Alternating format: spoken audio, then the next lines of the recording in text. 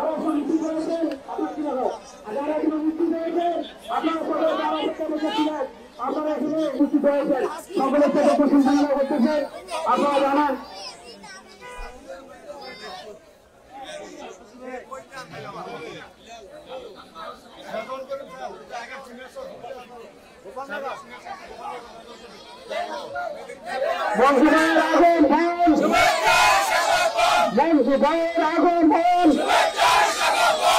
শুরু করবো নামাজের জন্য আপনি অপেক্ষা করবেন সকলে নামাজ পড়বেন তাই বলছি আমার মা ও বোনেরা ওকে ওকে